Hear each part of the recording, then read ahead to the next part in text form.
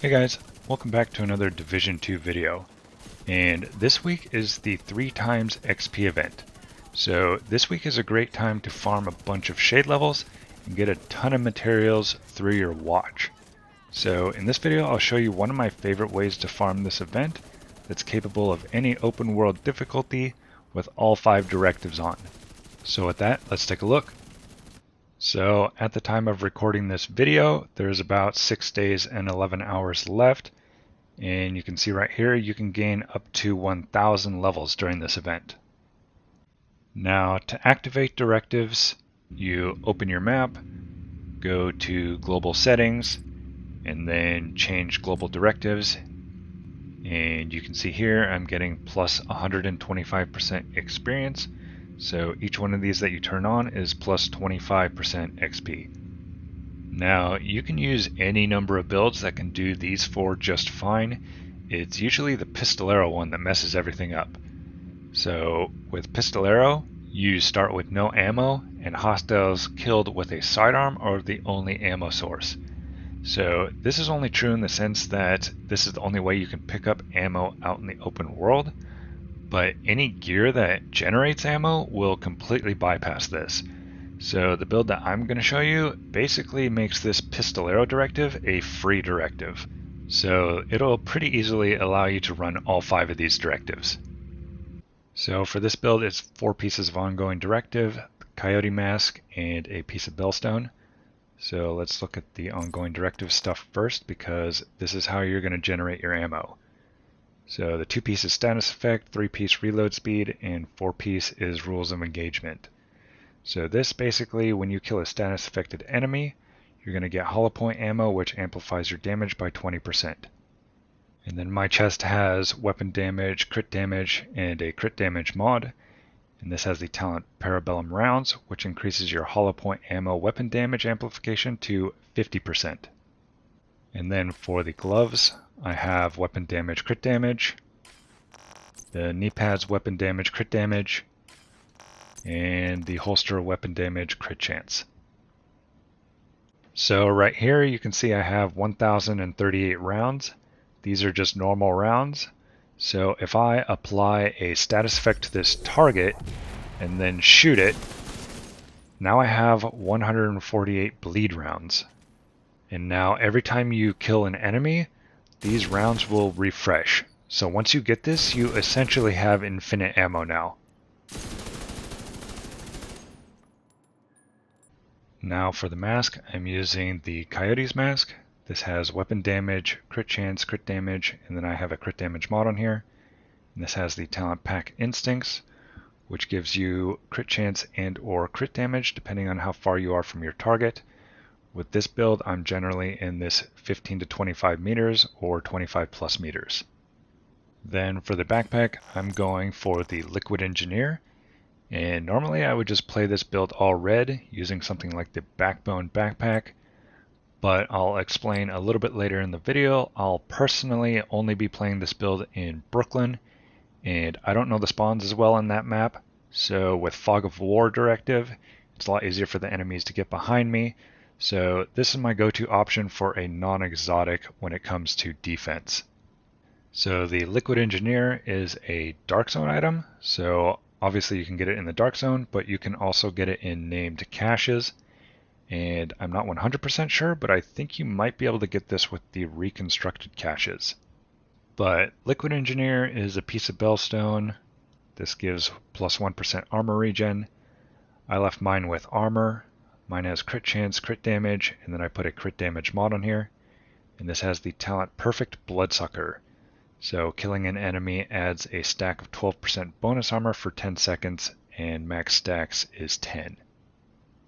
If you don't have the Liquid Engineer, you can always use a regular piece of bellstone, or if you want armor, you could go with a piece of Gilligard, and then just run the regular version of Bloodsucker. The only difference is this is going to be 10% instead of 12%. Then for the weapon, I'm using the named LMG, the Carnage.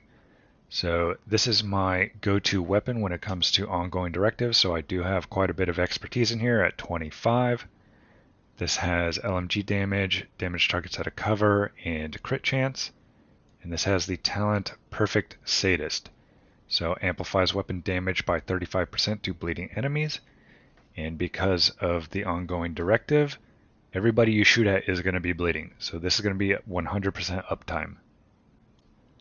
Then for the mods, I have crit chance, the large pouch, crit chance, and crit damage. Then for the skills, I use the basic Reviver Hive and the Banshee Pulse. So the Banshee Pulse is a really nice CC that disorients enemies, and if you ever run out of bleed ammo, this makes it really easy to get your bleed ammo back. So mine is just tier 0. I have 15 expertise in here, a radius mod, and an effect duration mod. Then for the seasonal modifiers, you can turn these on and use whatever you want if you want, but I'm not going to be using them in this video. Then for the stats, I have 47.5% crit chance, which is fine because I'm using the Coyote mask, so I'll generally have 57.5 or be capped at 60. Then I have 151% crit damage, 900,000 armor, 91,000 armor on kill, and 9100 armor regen. Then last is the specialization. I'm going to be using Gunner, and this is actually going to do quite a few things for us. This gives 10% armor on kill. Every third reload is 50% faster, which is nice because we're using an LMG. This gives armor kits repair 100% armor. And then this is how you're going to unlock the Banshee Pulse. Then the large pouch is right here behind the LMGs. And then over here, you're going to have this supply line, and this generates 10% of total ammo capacity every 60 seconds. So this is completely separate from your bleed ammo. So if you do happen to run out of bleed ammo, you're going to be generating your regular ammo in the background. So if you do happen to drop your bleed ammo, you're most likely going to have full capacity of regular ammo. So now let's talk about where to farm if you've been playing these seasonal modifiers like I have. So when it comes to farming XP, one of the most efficient things you can do is run around and completing all the activities around the map. The most efficient being public executions. These, with all directives on and on heroic, will give you over 1.5 million XP for just a minute or two of your time. So the best thing to do is prioritize public executions and then do all the other activities in between. Now the problem with doing activities this season is that this season is based on capturing control points, and when you have control points captured, far less activities spawn on the map. For example, down here, West Potomac Park is probably one of the densest areas on the map with activities. So when these two control points are hostile, this little area can have like 10 or 12 activities all going at once. And you can literally just run around in a circle in this area all day if you wanted. But since I have these two control points captured, I generally have only about a maximum of 3 activities here at once. And you can see the rest of the map, the activities are pretty few and far between. So you can reset your map if you want, and that'll make the map far more dense with activities. But since I like playing with modifiers on, and I'm lazy, I don't want to have to go and recapture all these control points when the 3x XP event is over. So what I'm going to do is actually go to Brooklyn because it's smaller and only has 4 control points, and just play the 3x XP event with modifiers off. That way the control points don't affect my damage, and then if I do feel like playing Brooklyn with modifiers on, it's only 4 control points to capture to get the whole season buff back. So here I am in Brooklyn, and you can see because the control points are hostile, I have quite a few activities on the map. So there's quite a few things here that you can just run around and chain together. And just this small area might have more activities than my whole DC map, just because the control points are hostile. So if you like playing with modifiers but you don't want to reset your DC map, I would play in Brooklyn. So now let's talk about how you want to start out, because with Pistolero you're going to start with no ammo. So right here I turned on Pistolero, I just loaded into the map, I have no ammo. So I'll run out the doors, you can see right here, no ammo. I'll check the map. No activities on the map yet. Normally it takes a couple minutes for the activities to load in. And I'm not sure why, that definitely wasn't 1 minute, but I've already generated 108 rounds. But what I'm going to do here is just run around the map until I find a few random enemies wandering around. And I'll skip forward because the map was actually really empty. But you can see here I've already generated another 108 rounds. And then I finally find a few guys here on the left, some Rikers. What I'm going to do is just Banshee Pulse them and kill them. So hit them with the Banshee Pulse. Red bar is super easy. Got my bleed ammo. Now I have infinite ammo. And now you're free to run around the map, do whatever activities you want without having to worry about Pistolero. So that's the build and the method I would use if you're like me and you enjoy using the modifiers, but you don't want to reset your DC map just for the 3x XP event. And even though I enjoy using the modifiers, I personally am only going to have enough time to maybe play 2 or 3 hours of the 3x XP event. So I'm just going to do it this way, play with modifiers off to preserve my control points in my DC map. But anyway, thanks for watching guys, and I'll see you next time.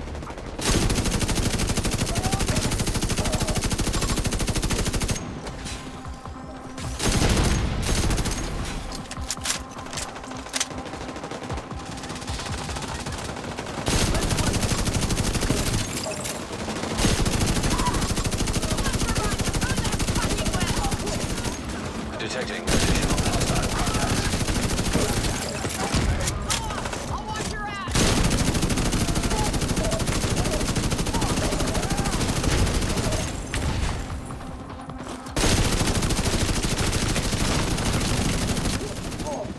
Detected. New location guarded by hostiles. Hostage health is critical. Hostage is dead.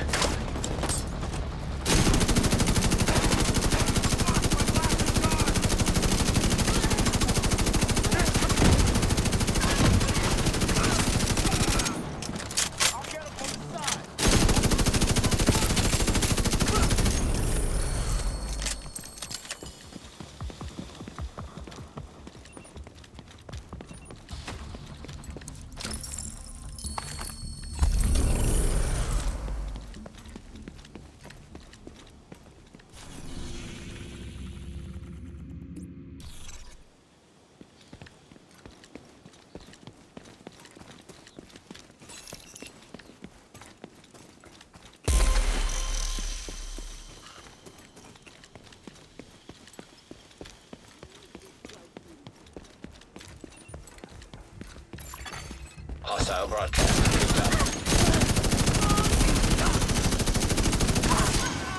What the fuck are you doing there? NT set!